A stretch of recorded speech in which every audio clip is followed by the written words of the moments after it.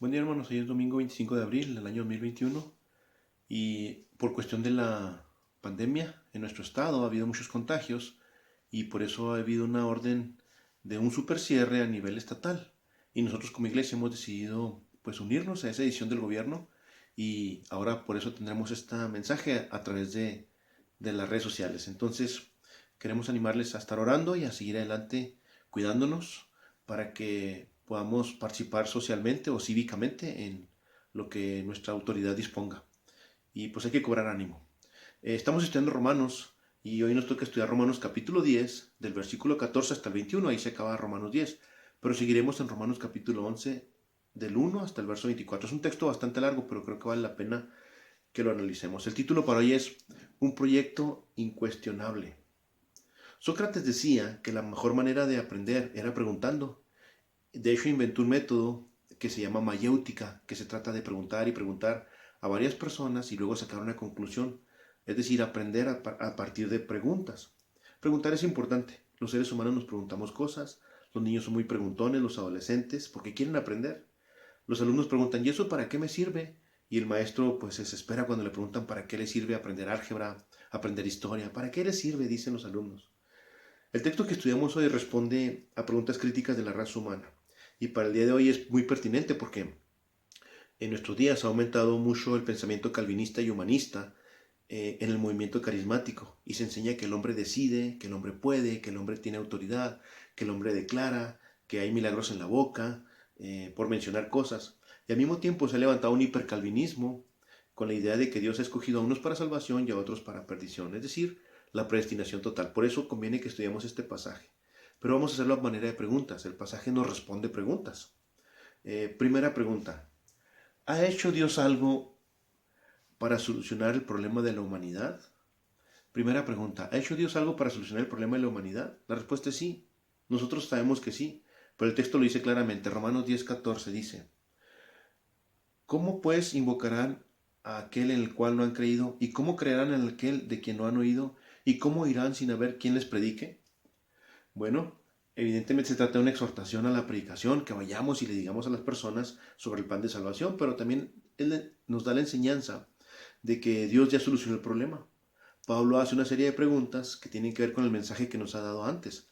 Pablo ya nos había dicho en versos atrás que todo aquel que invocar el nombre del Señor será salvo, y, y ahora nos dice que no hay razón para que alguien no pueda invocar a Dios. El Señor se ha hecho escuchar, se puede creer en Él y le puede invocar. Es decir, nadie puede decir, ¿cómo he de invocarle? Porque Dios ha hablado con claridad. Entonces, ¿ha hecho Dios algo? La pregunta es, sí, la respuesta es sí ha hecho algo. Incluso fundó una iglesia para que vayamos a todas esas personas que no saben acerca de Jesús y para que esas personas les enseñemos y esas personas puedan invocar a Dios. Pregunta número 2. ¿Tiene Dios un plan para la humanidad? Nosotros sabemos que sí. Y cuando usted y yo les predicamos a las personas, eso le llamamos el plan de salvación. Dios sí tiene un plan. Mira lo que dice el versículo 15. Dice, ¿y cómo predicarán si no fueren enviados? Como está escrito, cuán hermosos son los pies de los que anuncian la paz, de los que anuncian buenas nuevas. Um, Aquí está implícita la palabra evangelio, que significa buena noticia, buenas nuevas. Esta es una cita de Isaías 52:7. Pablo nos asegura que sí, Dios tiene un perfecto plan para salvación para la humanidad. Dios vino a estar aquí entre nosotros aproximadamente durante 35 años, murió en la cruz del Calvario, resucitó y estableció su iglesia aquí en la tierra. Es decir, su plan no se ha terminado. Su iglesia andamos con pies hermosos, como dice el pasaje, que tenemos pies hermosos, andamos anunciando a la humanidad ese plan de salvación. Entonces Dios sí tiene un plan para la humanidad. Pregunta 3. ¿Sabía Dios que unos le rechazarían? Bueno, aquí comenzamos a analizar la crisis teológica que está muy fuerte hoy en día. Déjame leer versículos del 16 al 18. Romanos 10, del 16 al 21 voy a leer. Dice así, mas a todos, mas no todos obedecieron al Evangelio, pues Isaías dice, Señor, ¿quién ha creído a nuestro anuncio? Así que la fe es por el oír y el oír por la palabra de Dios. Pero digo, ¿no han oído? Antes bien, por toda la tierra han salido la voz de ellos, y hasta los confines de la tierra sus palabras. También digo, ¿no ha conocido esto Israel? Primeramente Moisés dice, yo os provocaré a celo con un pueblo que no es pueblo, con pueblo insensato os provocaré a ira. E Isaías dice resueltamente, fui hallado de los que no me buscaban, me manifesté a los que no preguntaban por mí, pero nunca acerca de Israel dice, todo el día, pero acerca de Israel dice, todo el día extendí mis manos a un pueblo rebelde y contradictor. La pregunta es, ¿sabía Dios que le rechazarían? Nosotros sabemos que sí. Aquí analizamos entonces esta pregunta. Pablo aquí cita Isaías 53.1, el Salmo 19.4, Deuteronomio 32.21 e Isaías 65.1, para explicarnos que Dios sí sabía que no toda la humanidad habría de seguir su evangelio. De hecho, Dios profetizó con mucha anticipación la desobediencia de muchos, especialmente de su pueblo escogido, de los judíos. Y esto nos va a servir para aclarar la confusión teológica acerca del calvinismo y el humanismo. Pregunta número 4. ¿Tiene Dios la culpa de que algunos lo rechacen? Esta pregunta es buena para hacérsela a los hipercalvinistas que creen que Dios escogió a unos para salvación y a otros para perdición. Entonces Dios sí sería culpable de que algunos no se salven si es que Él escogió al hombre para salvarlo y esos hombres ya no pueden decidir. Entonces Dios sí sería culpable. Es más, hay gente que cree que Judas fue escogido para traicionar a Jesús y hasta lo tienen como héroe porque dicen, ay, si Judas no hubiera traicionado a Jesús no nos hubiera podido salvar.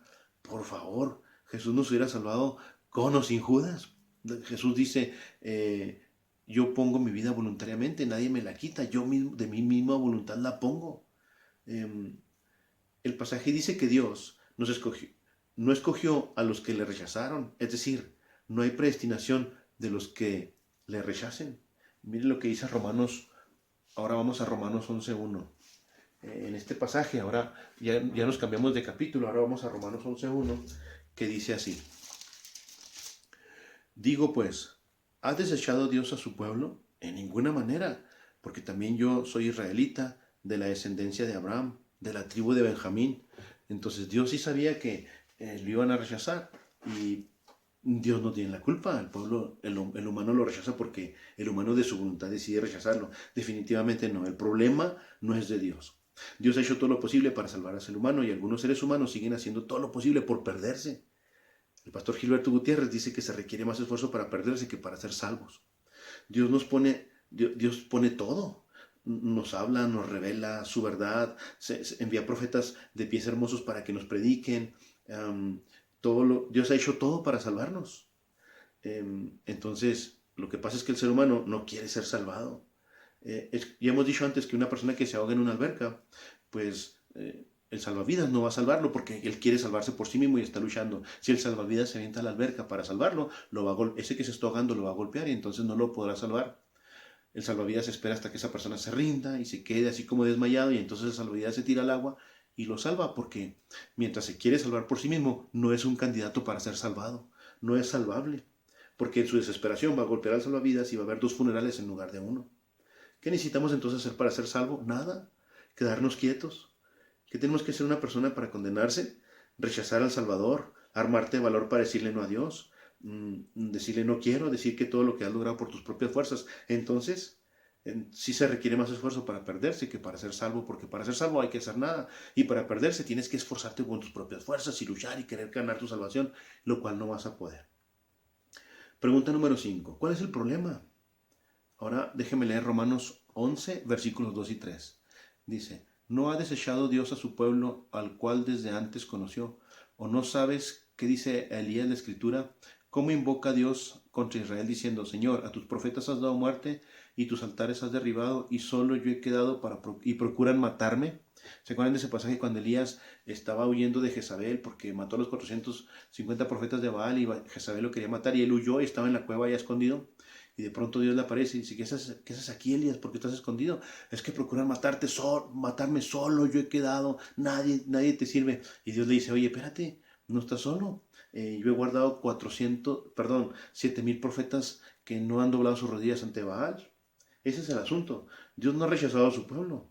Más bien el ser humano se empeña en rechazar el mensaje de salvación y a sus mensajeros. Ese es el problema. Ciertamente Dios no quiere que ninguno se pierda, sino que todos procedan al arrepentimiento. Pero el hombre no quiere ser salvado. Dios da a todos la oportunidad, pero no aceptan el regalo de Dios. El problema entonces es el ser humano, en su necedad de rechazar a Dios. Pregunta número 6. ¿Fracasó Dios en su plan de salvación? Los hipercalvinistas dicen que Cristo no murió por todos porque Él no desperdicia su gracia, que Jesús solamente murió por los que Él escogió para que fueran salvos, es decir, por los que Él predestinó. Los calvinistas dicen una frase muy famosa: yo no puedo creer en un Dios que no puede salvarte sin tu permiso. Es que ellos dicen que Dios salva al ser humano porque Él quiere, o sea, porque Dios lo quiere. El ser humano no decide nada. A eso lo llaman la gracia irresistible. Pero deberíamos entonces decirles a ellos: yo no puedo creer en un Dios que pudiendo salvarte sin tu permiso no te salve. Dios no fracasó en su plan de salvación, pero Dios no quiere a nadie en el cielo a fuerzas. Dios ofrece su gracia para el ser humano y el ser humano tiene la decisión de decidir si acepta o no acepta. Mira lo que dice el versículo 4 y 6. Estamos en Romanos 11, 4 al 6. Pero, ¿qué le dice la divina respuesta? Me he reservado 7,000 hombres que no han doblado rodilla delante de Baal. Así también, aún en este tiempo, ha quedado un remanente escogido por gracia. Y si por gracia ya no es por obra, de otra manera la gracia ya no es gracia. Y si por obra ya no es gracia, de otra manera la obra ya no es obra.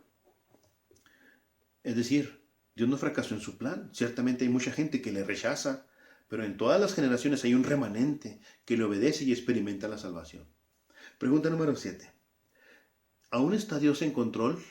Mira lo que dice versículos Romanos 11 del 7 al 10. ¿Qué pues? Los que buscan a Israel no lo han alcanzado, pero los escogidos sí lo han alcanzado y los demás fueron endurecidos. Como está escrito: Dios le dio espíritu de estupor, ojos que no ven y oídos que no oigan, hasta el día de hoy. Y David dice: se ha vuelto su convite en trampa y en red, es tropezadero y en retribución se han oscurecido sus ojos para que no vean, y agóbiales de espalda para siempre. ¡Qué pasaje tan duro!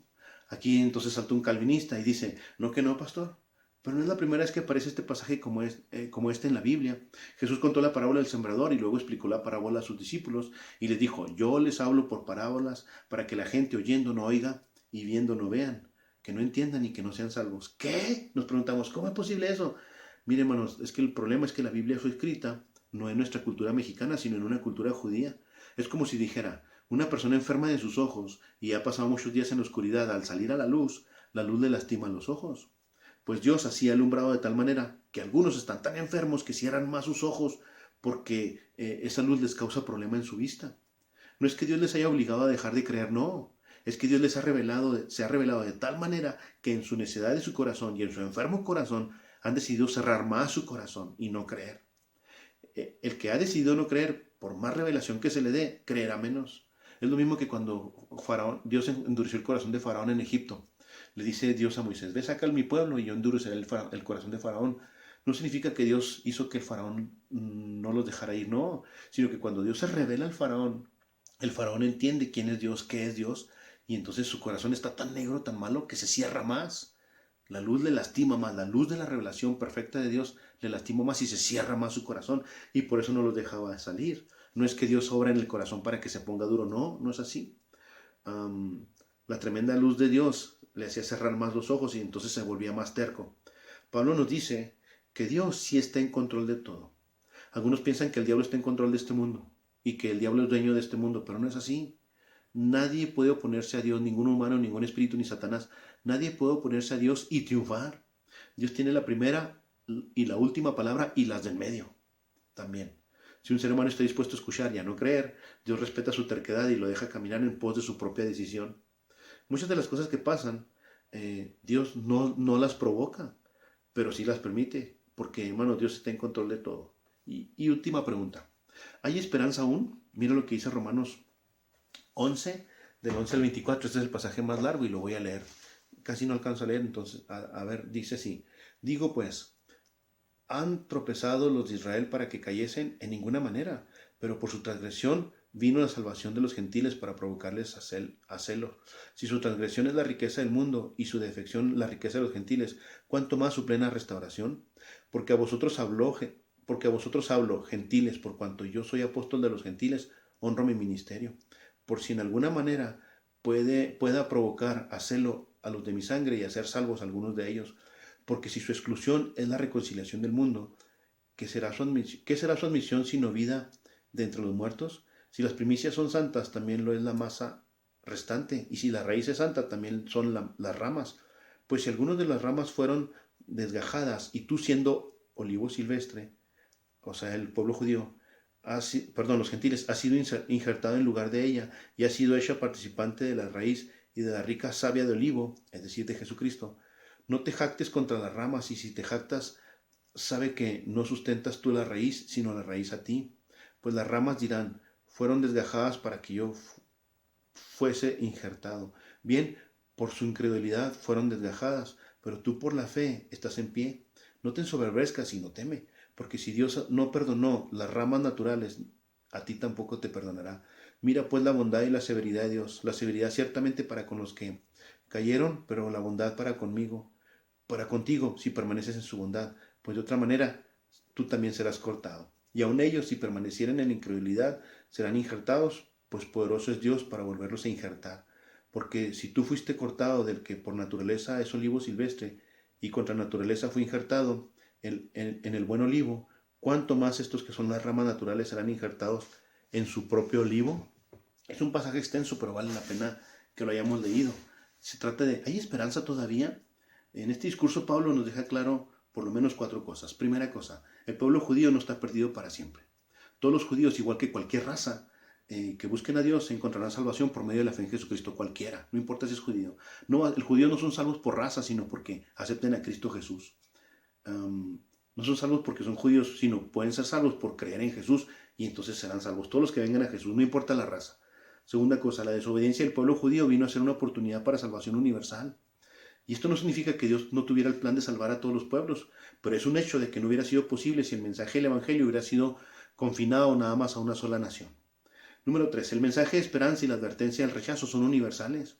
Todo ser humano se encuentra en la misma situación. Si cree en Jesús es salvo, y si rechaza a Jesús está condenado. Y número 4. No hay razón para enorgullecernos de la salvación. En cualquier caso se trata de un acto de misericordia y gracia de Dios. Entonces podemos responder con un categórico, sí, sí hay esperanza en el plan de salvación de Jesucristo. Pero entonces déjeme nada más mencionar 4 cosas fundamentales como principios prácticos para nosotros. El plan de salvación de Dios no permite objeciones.